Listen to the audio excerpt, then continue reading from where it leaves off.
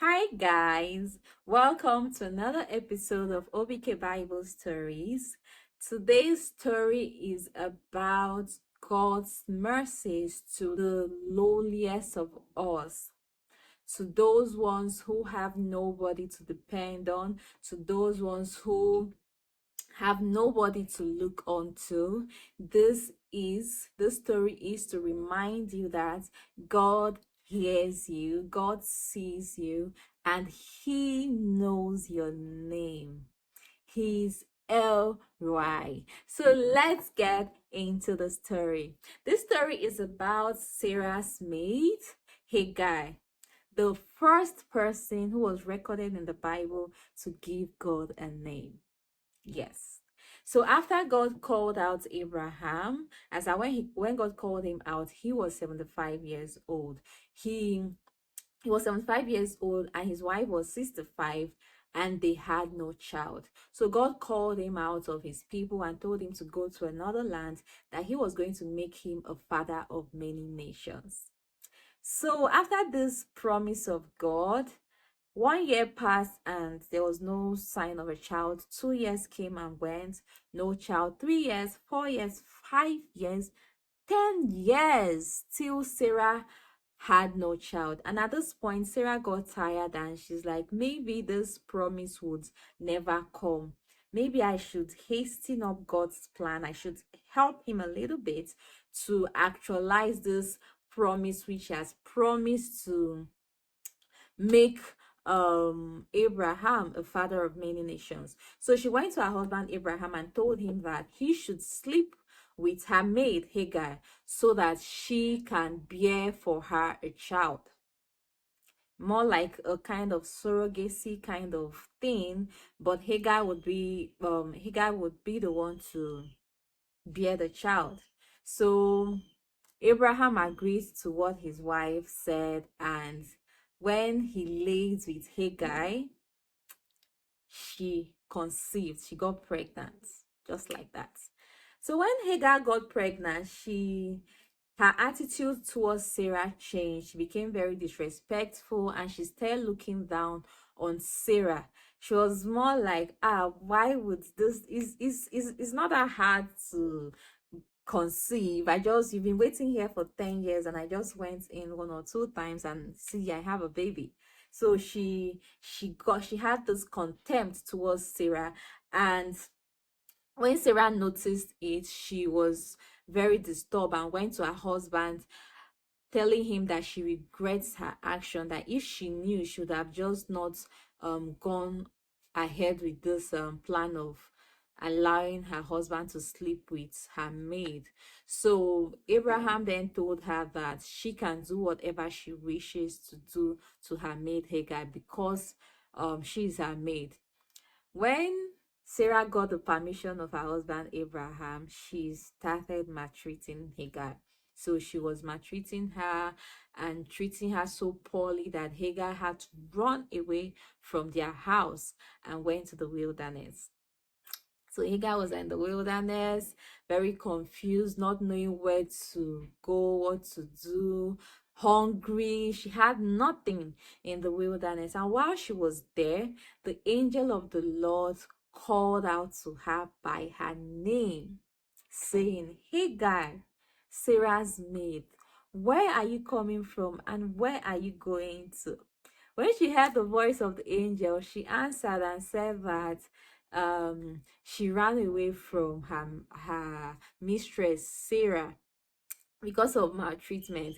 And the angel of the Lord told her that she was going to bear a son and God would make him exceedingly great. He would multiply him exceedingly. That's his seed will be multiplied exceedingly. And his name shall be called Ishmael, because God has heard her afflictions. So God told her that she should go back to her mistress Sarah and she should submit to her.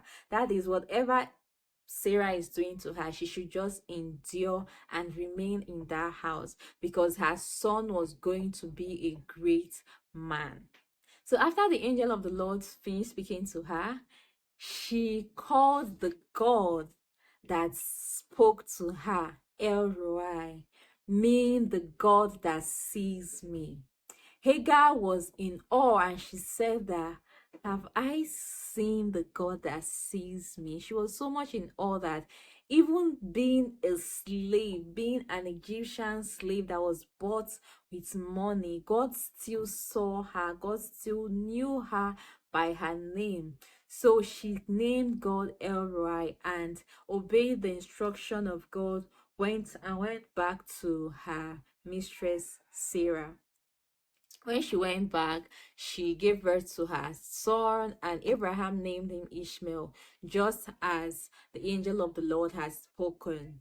So, after about 14 years of Ishmael's birth, God's promise came to Sarah, and she gave birth to a son who was named Isaac. That's the promised son. When Isaac was born, after 8 days, he was circumcised, and when he was old enough to stop breastfeeding, Abraham threw a ceremony for his weaning. So while the ceremony was going on, Sarah noticed that Ishmael and Hagar, they were mocking Isaac. So she noticed that Hagar and her son Ishmael were mocking Isaac, and she became very furious. Went to her husband Abraham and told him that he should send away the slave woman out of their house with her son, that she would not allow a slave woman's son share inheritance with her son Isaac. So when Sarah asked this of Abraham, Abraham became very angry. He was angry because Ishmael was also his son. So he was very disturbed and upset, thinking about how he was going to send away his son Ishmael because of the wife's request. But God spoke to him and told him to listen to what his wife has said, and that he has already blessed Ishmael, that Ishmael would be a great nation and 12 tribes would come out of Ishmael, but that the covenant child upon whom he would establish the promise was going to be Isaac, the son from Sarah.